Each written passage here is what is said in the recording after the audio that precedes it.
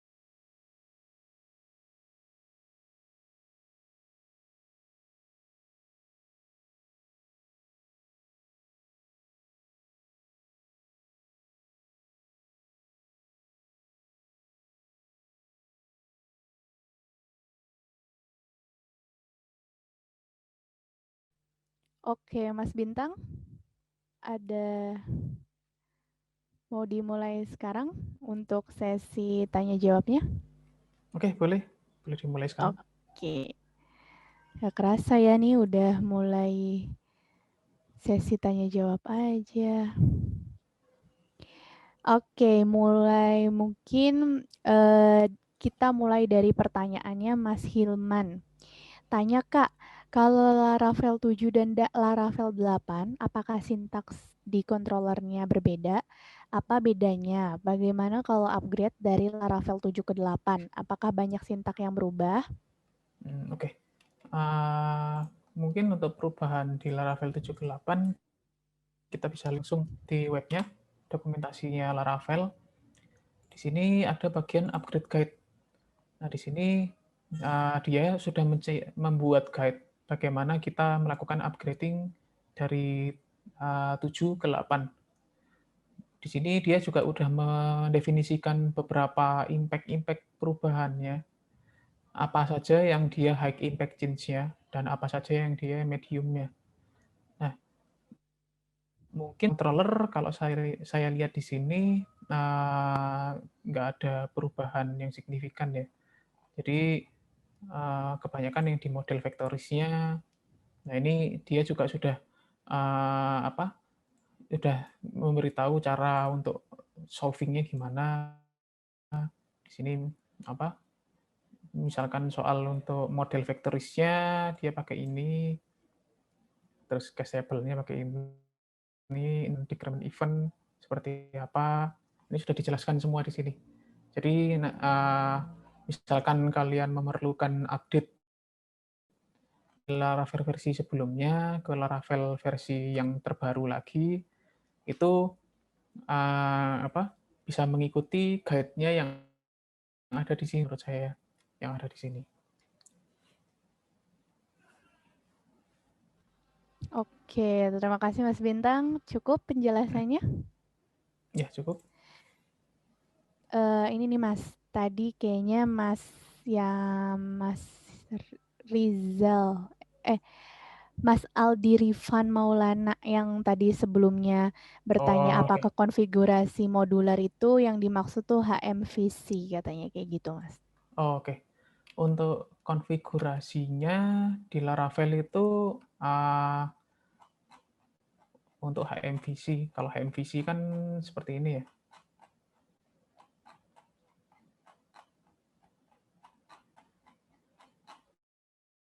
Nih, soal MVC pattern ini ya. Jadi untuk konfigurasinya di Laravel sudah seperti ini sih. Jadi memang folder-foldernya sudah terbentuk. Jadi biasanya kita misalkan ada penambahan-penambahan, kita mau membuat objek baru atau mau membuat function-function yang memang kita pecah lagi, itu nanti kita bisa nambahin sendiri folder-foldernya. misalkan di dalamnya HTTP, atau biasanya saya nambahkan di sini ada folder trades. Trades yang mana di sini isinya trades semua yang bisa kita panggil dari dalam. Tapi untuk yang dasarnya, yang soal MVC-nya, jadi alurnya seperti ini. Oleh Laravel sudah diatur seperti ini.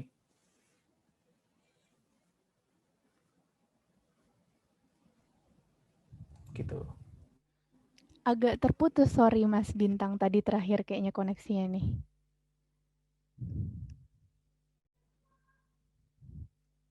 Sorry, ini koneksi saya apa koneksi Mas Bintang ya? Kayaknya Mas Bintang Mas sih. Bintang ya, oke. Oke.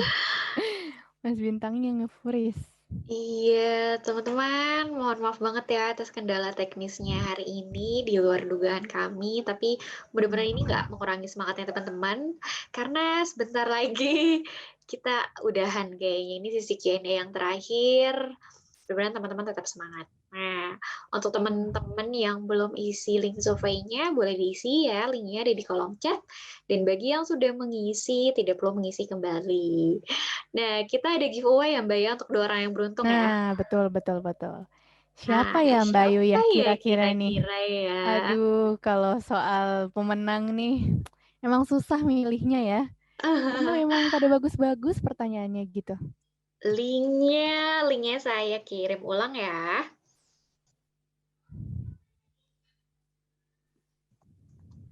Linknya sudah ada, silakan dicek kembali ya teman-teman. Silakan dilanjutkan kembali. Oke, terima kasih Mbak Ayu. Halo Mas Bintang, udah ya?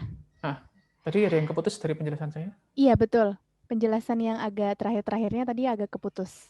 Oke. Jadi yang soal MVC-nya Laravel itu memang strukturnya sudah seperti ini. Jadi dari root ke controller,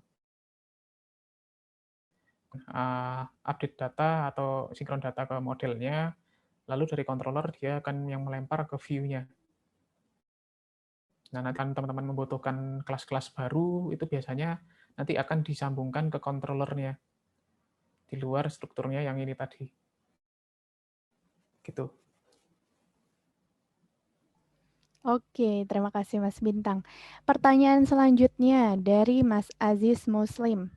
Kak, untuk extension VS Code pakai apa saja Kak Bintang kalau boleh tahu?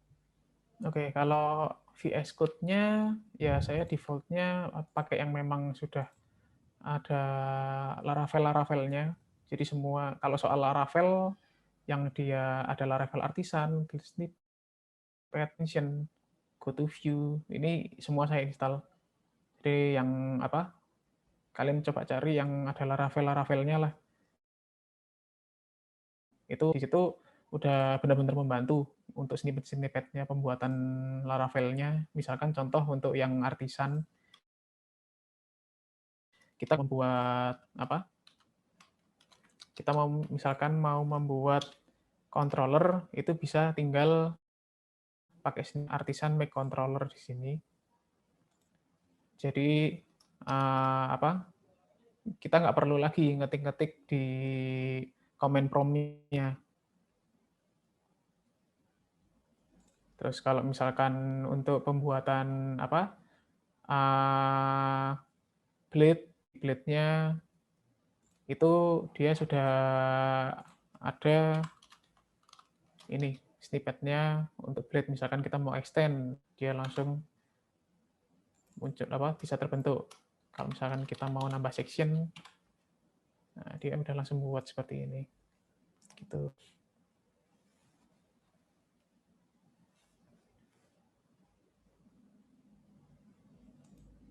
Sip, cukup Mas Bintang? Ya, cukup. Terima kasih. Selanjutnya dari Mas Prasetyo.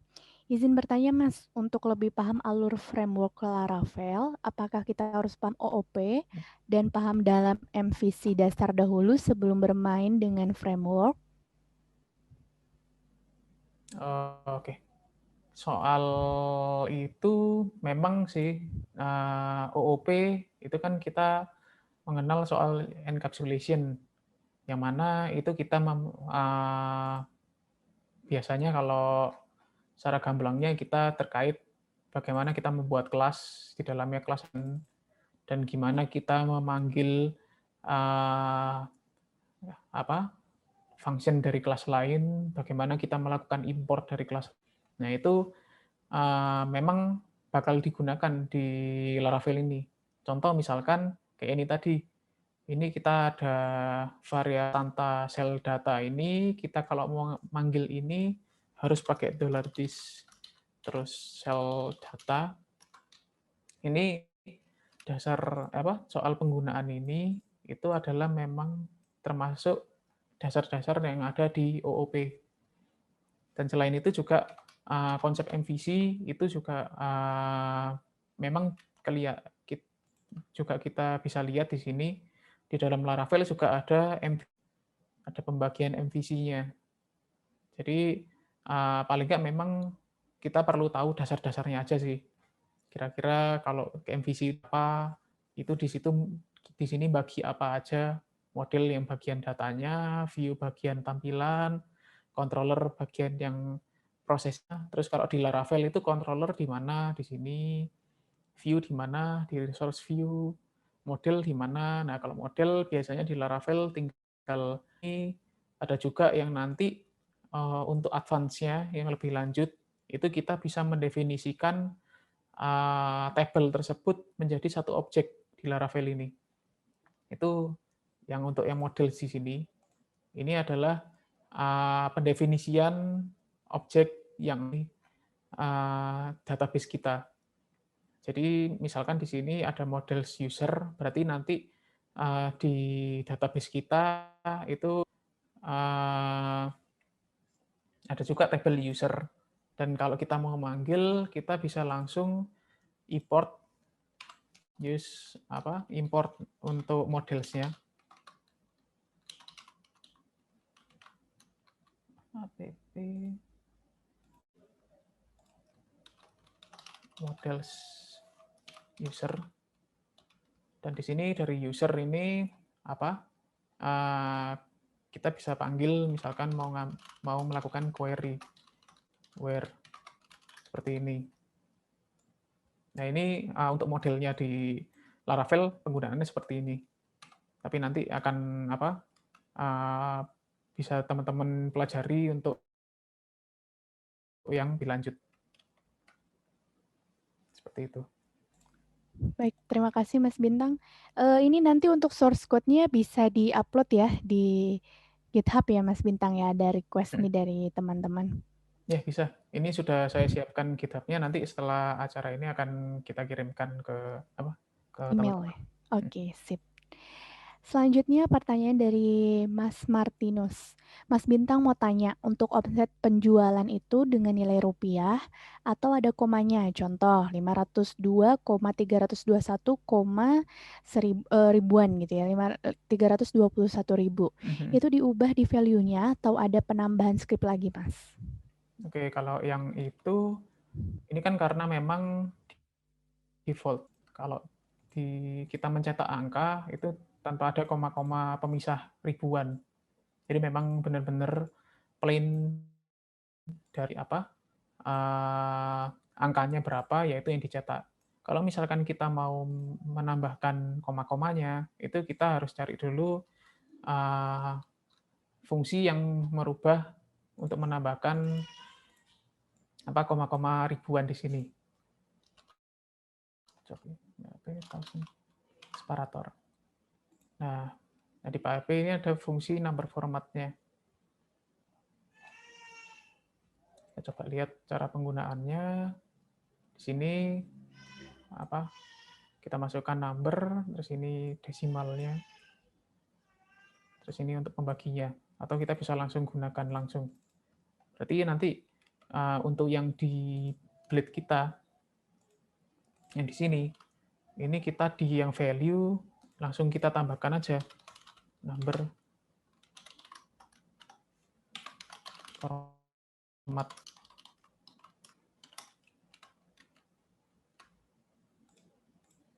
Nah, setelah kita tambahkan, akan ada penambahan koma-komanya ini. Gitu. Jadi memang default-nya dia benar-benar plain sesuai apa adanya angkanya. Tapi kalau misalkan kita harus nambahkan code baru di sini. Ada function baru. Gitu. Oke, terima kasih Mas Bintang. Ini dari Mas Kirana Baiduri. Selamat siang Mas, saya ingin bertanya, kita tadi sudah mencoba menggunakan text array berupa data statik yang kita masukkan secara manual untuk ditampilkan di halaman web page. Apabila data yang ingin ditampilkan berupa data dinamis yang berubah-ubah, bagaimana ya Mas? Terima kasih. Oke, kalau yang untuk berupa data dinamis itu yang sudah kita praktekkan ini tadi. Jadi kita menyimpan datanya itu di database. Yang mana database ini adalah tempat penyimpanan data bersama. Jadi kita mau akses web page ini dari klien manapun, dia bisa kita arahkan ke sini dan datanya itu bisa sesuai dengan perubahan-perubahan yang terjadi. Jadi kita ambil datanya dari database ini. Misalkan ada perubahan seperti itu tadi, misalkan kita ada perubahan di sini, dan perubahannya ini yang saya contohkan memang langsung execute di SQL-nya, tapi kita bisa membuat function di Laravel-nya, fungsinya itu mengubah data yang ada di database ini. Gitu. Jadi kita menggunakan database.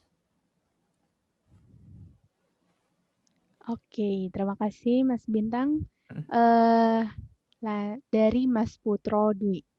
Mas Bintang izin bertanya, apakah pada saat koneksi database harus berulang-ulang pada setiap variabel atau bisa didefinisikan satu saja? Oke, koneksi database sebenarnya untuk koneksinya sendiri itu sebenarnya kita definisikan di sini. Tapi yang kita definisikan itu adalah kita melakukan query. Jadi ini bukan kita melakukan koneksi ke database-nya, tapi kita melakukan query. Nah, di sini misalkan teman-teman mau melakukan eksekusi ini bisa dengan cara satu persatu seperti ini, atau kita ambil aja semuanya dari tabel ini, kita get, terus dari yang row ini nanti yang ambil datanya satu persatu. Cuma nanti kita memerlukan pengolahan menggunakan collection-nya Laravel yang nanti bisa teman-teman pelajari lebih lanjut.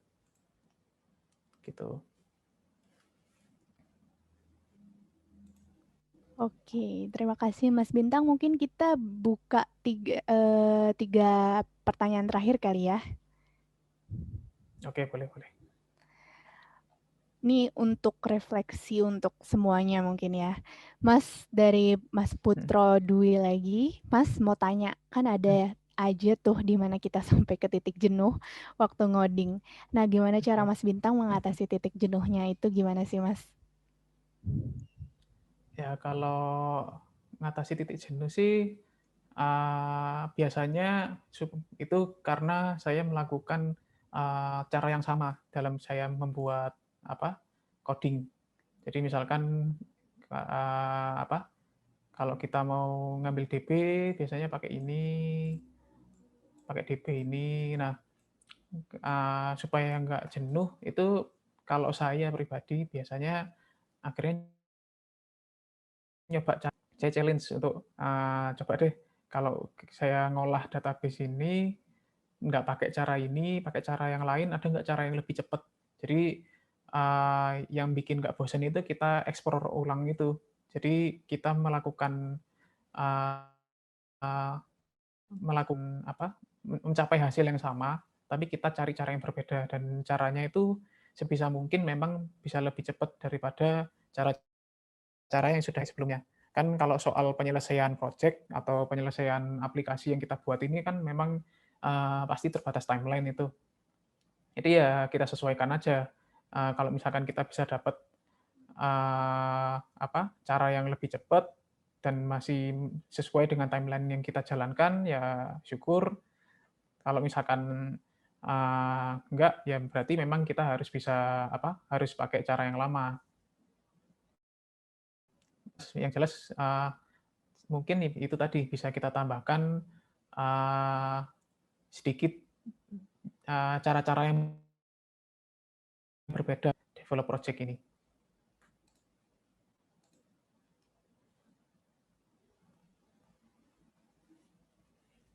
Oke, terima kasih Mas Bintang.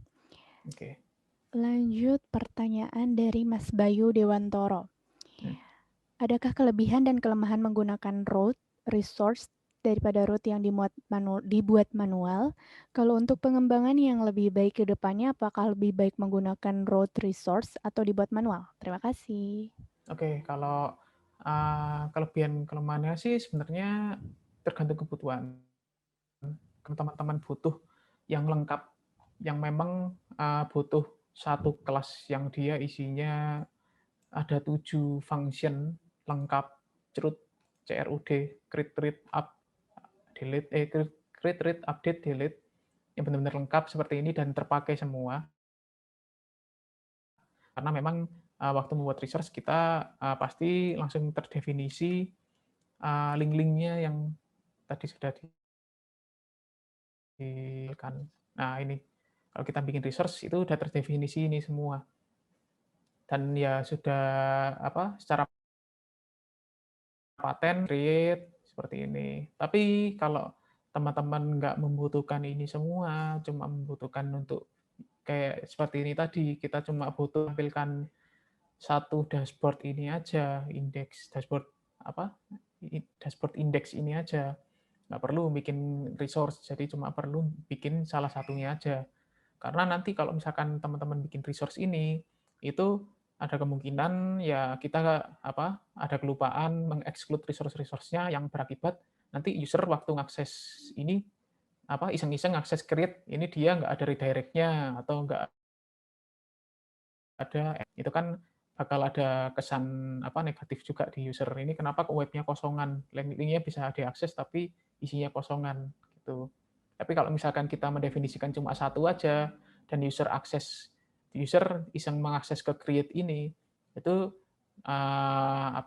web page kita akan menampilkan error 404 gitu.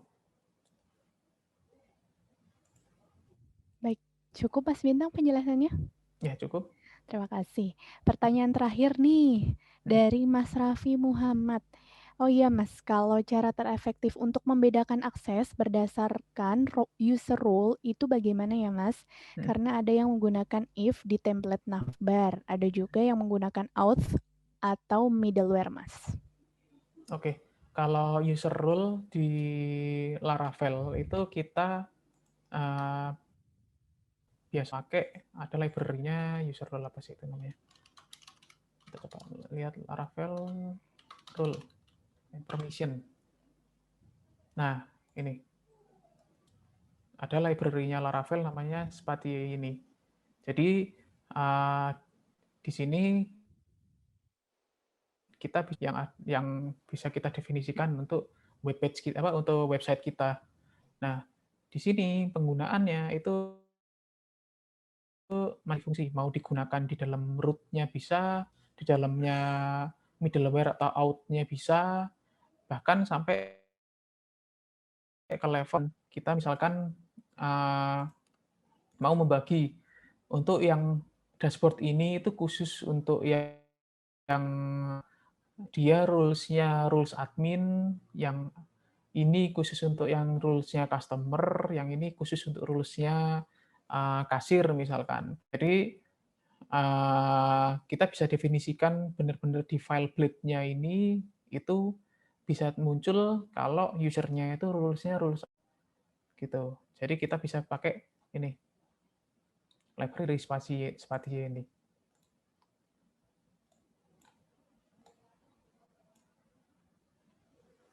Jadi kalau memang kesannya sedikit mirip sebagai if sebagai if tapi di sini itu dia sudah tersinkron semua dengan role-nya. Kalau misalkan cuma mendefinisikan role aja, bahkan sampai ke level permission. Jadi satu role itu bisa punya beberapa permission, dan satu permission bisa dimiliki oleh beberapa role. Jadi misalkan kita definisikan permission-nya yang di sini itu permission view pembeli baru, dan view pembeli baru itu bisa diakses oleh role admin sama role kasir.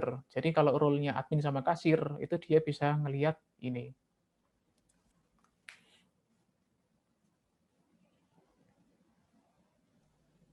Oke, cukup Mas Bintang?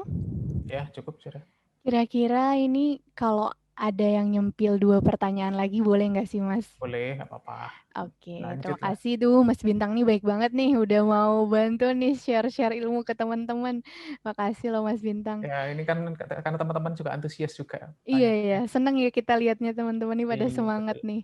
Oke, dari Mas Kirana Baiduri, selamat siang, Hmm, selamat sore mungkin ya, sekarang udah sore.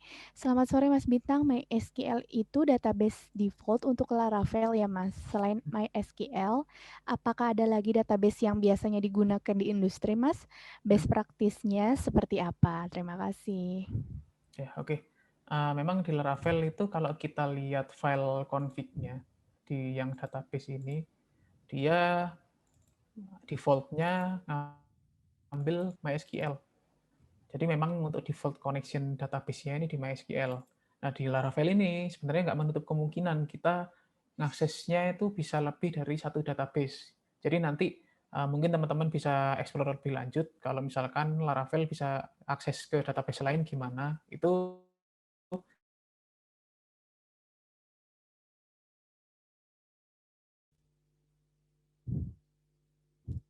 Sorry teman-teman, sepertinya koneksinya terputus lagi nih. oke. Halo. Oke, udah. Boleh diulang sedikit Mas Bintang? Tadi kan agak Oke. terputus koneksinya. Oh ya ya.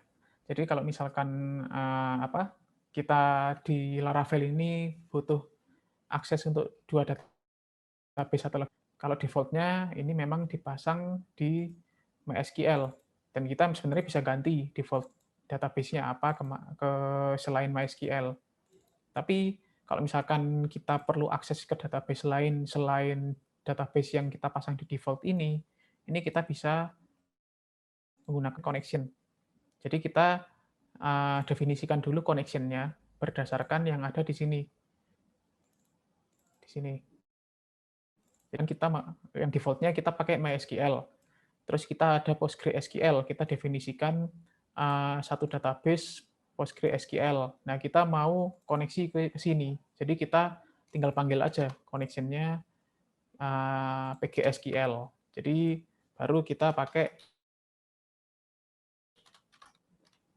Nah, kalau kita definisikan seperti ini, dia akan akses tabelnya yang ada di koneksinya PGSQL kita. Kan connection-nya seperti yang di bawah ini dia akan akses yang ke database yang menjadi default-nya di sini. Nah, kalau untuk yang dipakai di industri, tergantung sih, di tempatnya teman-teman itu database yang digunakan lebih milih open source atau yang memang berbayar. Beberapa industri yang memang ada yang dia itu sudah tersedia yang berbayar, contohnya kayak Oracle. Oracle itu kalau untuk dipakai komersil itu dia lisensinya, yaitu memang kuat banget sih Oracle itu. Dia digempur data masif itu bisa. Yang untuk saat ini open source seperti MariaDB, seperti apa SQL itu sebenarnya juga nggak kalah kuat. Bahkan kemarin di project saya, itu saya pakainya yang open source MariaDB.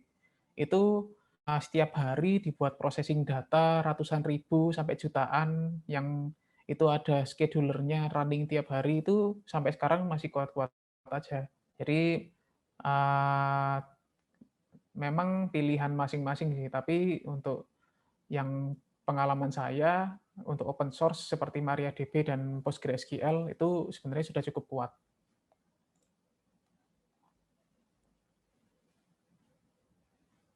Oke, terima kasih Mas Bintang. The last question nih dari Mas Rahmat Hidayat. Mas Bintang mau bertanya, kalau untuk database lain semisal Oracle, SQL, server, dan lainnya, apakah pengaturan di environment-nya sama seperti tadi atau ada penambahan yang lain? Terima kasih. Ya, kalau yang soal ini mungkin nggak beda jauh sama yang tadi ya. Jadi memang pengaturannya ada di config database ini. Tapi di sini default-nya adalah kita menggunakan satu koneksi. Yang mana kalau kita lihat di env kita, ini DB connection-nya cuma satu. Misalkan kita mau DB connection lain, itu bisa kita tambahkan di sini.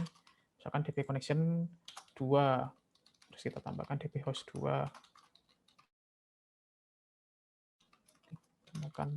Jadi kita ini untuk kredensial environment credential yang kedua, misalkan menggunakan PGSQL, sekian, database-nya Laravel PGSQL, terus ini password. Terus selain kita mendefinisikan di sini, perlu kita tambahkan juga, selain mendefinisikan di sini, perlu kita tambahkan juga yang di config-nya sini, ini kan dia mengambil env, db host, db database, db password. Koneksinya PGSQL, kita ganti aja di sini.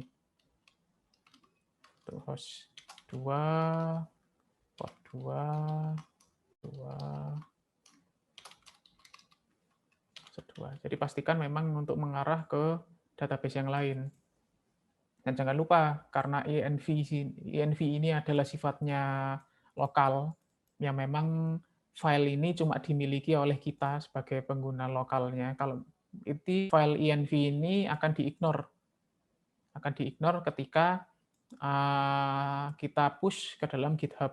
Nah, supaya teman-teman kita, tim kita juga tahu kita ada perubahan koneksi di sini, jangan lupa juga buat di env example-nya.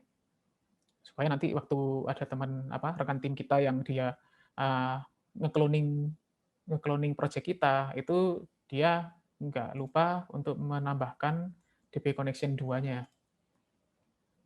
Gitu.